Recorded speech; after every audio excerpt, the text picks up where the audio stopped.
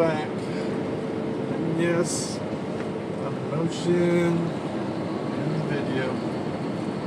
So I feel like talking, I feel like talking, I feel like talking, I feel like talking, I feel like talking.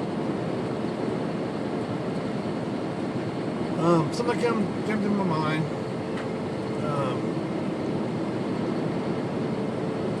Picking up an empty airship and the damages you might see. And you might think, whoa, last driver did this and they blah, blah, blah. And you go off and snitch. No one likes to snitch. If you snitch on somebody, you best walk on water because you guarantee someone's going to snitch on you. Especially if you end up becoming a stupid snitch. What I mean by stupid snitch? Well, assuming that the last driver had the trailer did the damage. Because they realize you're dropping hook. Do you drop an empty trailer? No, you usually drop a loaded trailer. Yes. And magically, the loaded trailer becomes an unloaded trailer. The ferry that moves the trailer is, some people call him a yard dog or yard jockey. You know, those guys that drive those little short, double axle trucks and has front and has one drive. And damage happens from them. Doors get knocked off. Tire go flat, you run over something, they don't know, they just go boom, boom. They're in a hurry, and they just back in, knock the door off there, or put a gouge in another trailer, and boom, boom, gone. It's not their concern. They don't even look, they just drop the trailers, step on the truck on the little catwalk, unplug their IV cord, and one airline, and go on to the next. So assuming that the driver damaged an empty that you gotta get, it's pretty stupid. Show the company you work for that you are greener than any other greenhorn. And some of the others might just want to, and you drop off your loaded to take a picture. So just in case, you get a phone call from company and says someone snitched you out for something else, you can say no. Want me to send you a picture? This the condition of the trailer was when I dropped it off.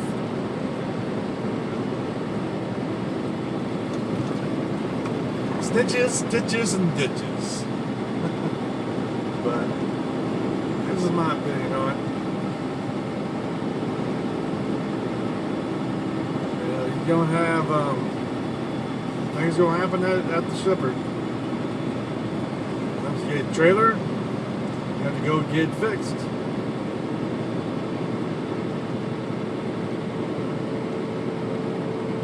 But if you drop off a trailer, you know there's damage to it, you go and report it. They're not going to make you stay there wait for them to unload it. They're going to hopefully have someone come down there to do the repair, or just annotate it in their notes. And the next driver, report the damage, and your butt's already covered. You already notified them.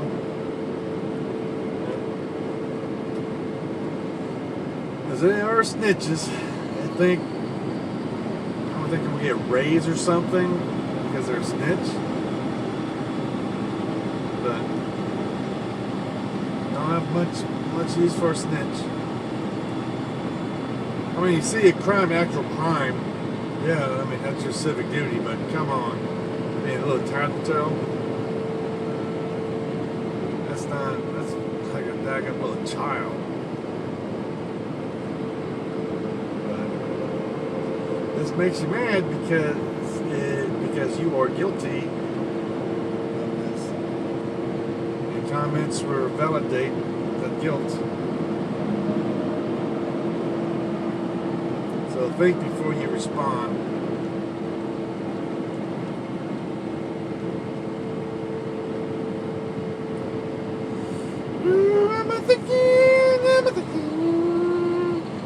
And the restaurant, the Huddle House. Sounds like a place for football players.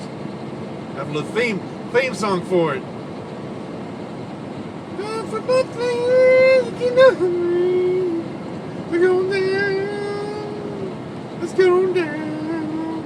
Go down, little house, little house, little house. Let's go down, little house. Let's go down, little house, little house, little house. Let's go down the little house. Thanks for huddling at the huddle house.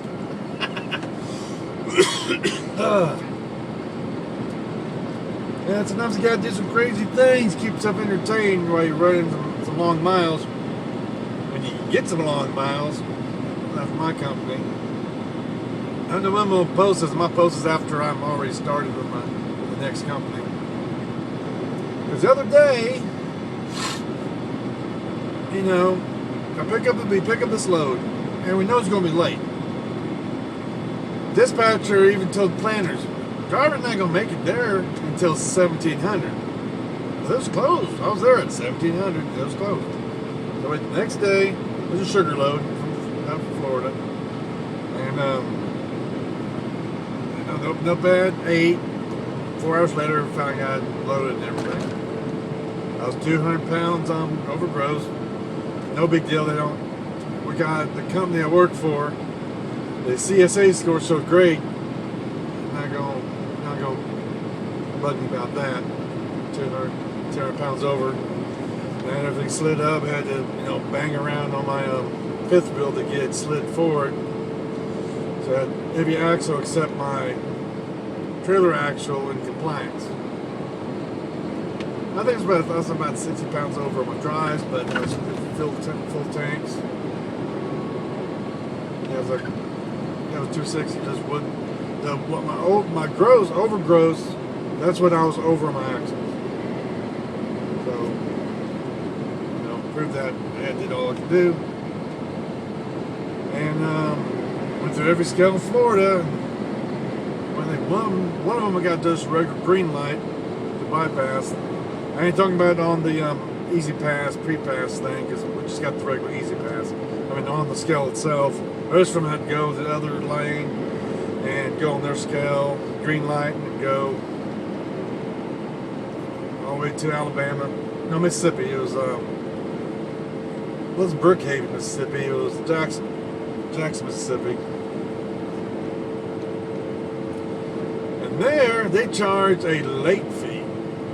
And dispatcher told me this. I'm like, well, because I need to stop and get some fuel. He goes, well, do you really have to? I'm like, oh, I'm already at the pump. And there's trucks behind me. And I'm like, they're going to charge us a late fee here. And I looked at my clock. And I'm like, we're late already. We're late already. Oh, you're like, I think the big deal. Charges for late. What do they mean by that? Who's this they? I mean, our company's going to ding us for the late. Okay, well, that's on them. That's what they want to do, whatever. No, it was different. It was the customer was going to charge the company a late fee. And it was $100. And I get an $80 rental fee, 2 separate checks. So I call in the nights and weekends number. That's what you use to get those things approved during the daytime and night. And they had to get approved, talk to the supervisor, which was a guy named Todd. Oh, he made a big deal out of nothing. He had $100 because 4 months ago I get one approved for $500 because there was a boot on my tire, and it was my fault. I should have seen the signs or paid more attention, but nothing was said. I was like, okay, I'm just also doing business. But this time it was all like, $100 and he was talking like, it was coming out of his pocket. And I'm on a conference call with my dispatcher and terminal manager. They're saying nothing. I'm arguing with him. I'm like, what do you mean big deal? Not coming there, Only $100. He goes, $100 come out of your pocket. Well, not coming out yours. It's coming out of the company. $100. I mean, daggum, you guys blow away $100 in a second. No big deal. It just costs doing business. Well, Courtney tries to turns around and just not listen. I mean, it's one of those people that, he's right, everyone's wrong. course, the other two, my terminal manager and driver manager, that's why they didn't say nothing. It's like, just let them blow and go. You know, that's some of the stuff that they got to deal with. I'm like, there's other places they can work for. I don't deal with that junk. And I got tired. I'm like, hey, right there, you know, these are the new drivers. I'm like, look at my record. And then he finally started looking at it. I've been late. No, damn, I took a shower in the wing. I do that a lot. I go. You gonna give it to a charge me $100? Right? And then Todd said, he ain't gonna pay it. I'm like, well, company's gonna pay it. I ain't gonna pay it. I know my fleet manager ain't gonna pay it. He's just trying to get one of us just to admit fault. That ain't happening. Because I'm ex-military and so's my fleet manager. We know. You don't admit fault. Deny, and deny some more. By the time we got done going hee-haw around, Todd found out the customer wasn't really going to charge us. They knew, okay, it was picked up late, blah, blah, blah. Okay, no big deal. But still had to do the comm data check and all the other stuff. Because, you know, that's not the only place they got. It was the customer's corporate that they're not charging, just go ahead and send it through. We reimburse the company. Because I was thinking, fine, you know, I'll just go down the road to Knights. Oh man, woo, buddy, here comes the propaganda.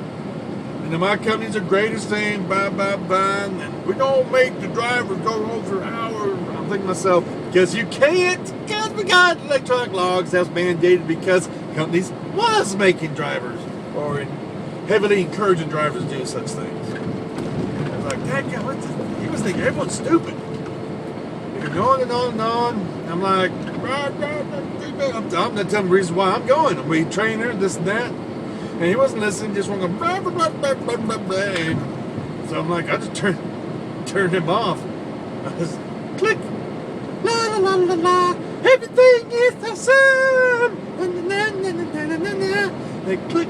I started talking. Everything is. You know, but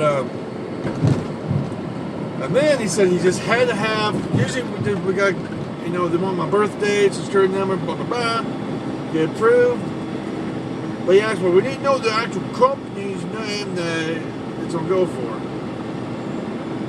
I'm thinking, well, I want to ask the customer, okay, what name's supposed to be on the check for the late fee? And they told me, what'd you say, A, B, and C Logistics. And because the customer was a different name. Let's say Wildwood Grocers. That's not it, I just made it up. So I told him it's supposed to be A, B, and C Logistics. Okay, there it is. Okay, I go. I turn the 2 checks, boom. And one wouldn't work because it's already been registered. ABC Logistics is supposed to have been Wildwood Grocers. That's who was charging late. And they told me, okay, you know, Tom Dash said you gotta go, they got void and blah blah blah. So I go call my company again. They goes, oh no, just write another check. Talk to me like I don't know what another check is. Take another check. It's like, woo, boy, come on, end of October. I'm ready to drive this truck to the terminal right now. But took me like I'm stupid. What did you do? I'm like, well, I won't say, well, use your little turn signal because I can't read your mind. I told them, no, they told me this. I'm like, okay, then talk to Todd. I talked to Todd. He told me the same thing. I'm like, but you told me the company. Oh no, it doesn't matter. It's like, he totally forgot what he told me. It's like,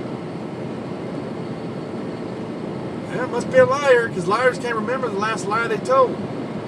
But, and then 4 hours later, because Comdata had to go back and forth, give them this and that, so they would, in their computer, transfer that, the codes would not to another check. It's like 4 hours later. Now, which no big deal. I think it was just a test to my patience. I wasn't going to have to pick up this next load until, next day. Not this load I got now, the load I took to take to the terminal. But I'm like, damn.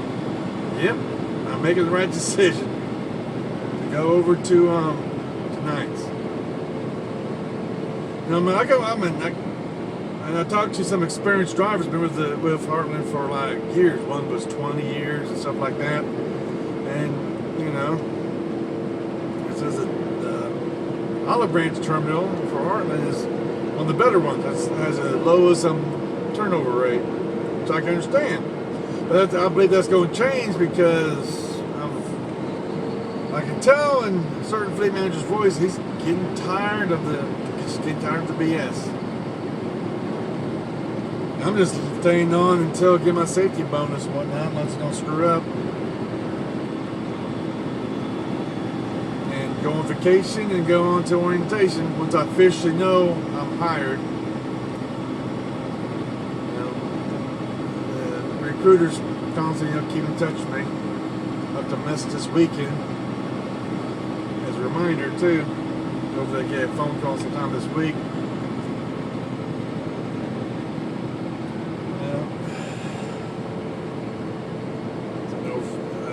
Find out when am I going to know officially am I hired or not.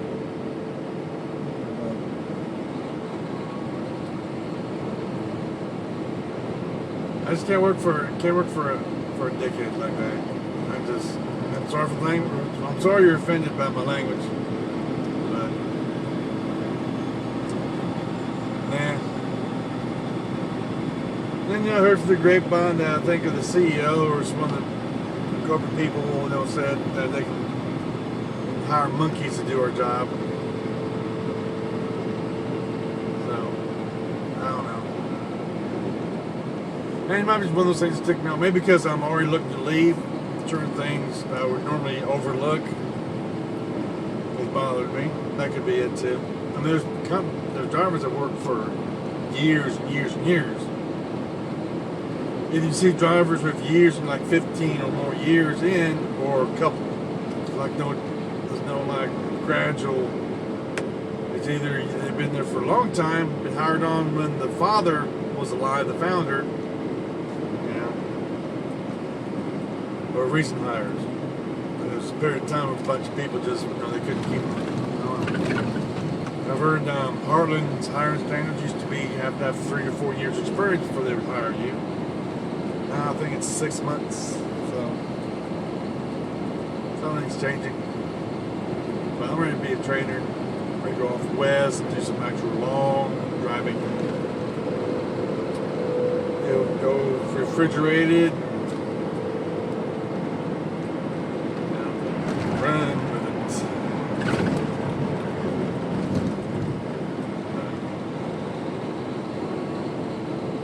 That's all about that. I'll probably wait to send this one off when I'm with the other company. There might be more to come. I add more to this. I still got another video that it's in the box to be edited in my computer. I hadn't really felt like doing anything with it. Been watching House, the 6th season. I already got it finished in it, which I've already seen a lot of it before, but not consistently. But yeah, that's about it, y'all. Oh yeah, I'm gonna add this to that one video, or maybe do a different one. Last night, I was trying to get some sleep at night, and then I woke up to it sounded like there was some arguing outside. That's why women, it's like, God daggum. This couple was having an argument.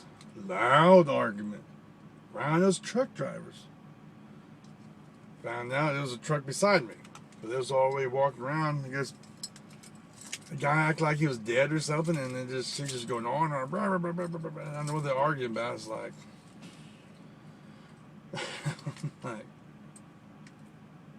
thinking, if I stepped out there, could I stop him, or would it escalate? Like, it probably escalates. I keep my fuzzy butt in the truck.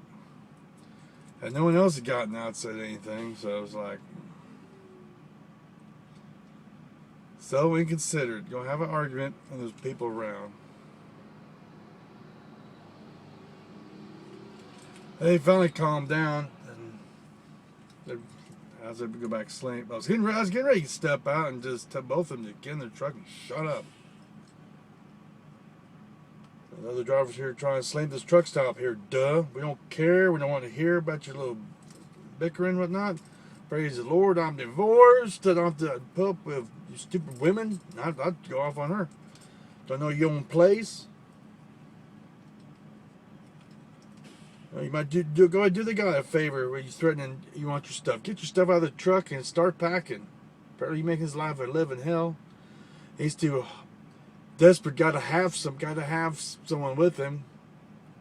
He's not man enough to be alone. Don't need nobody. Thinking, trying to convince yourself, oh, I'm happy with her. Yeah. Living the lie, deceiving yourself. But anyways, that happened to me last night. It didn't last too long. It was to go back to sleep. I had plenty of time. It wasn't one of those. Now, if I had shut down 10 hours and now it's it, as soon as I got done my break, I had to get going, I'd get out there and do something. Or escalate real quick where,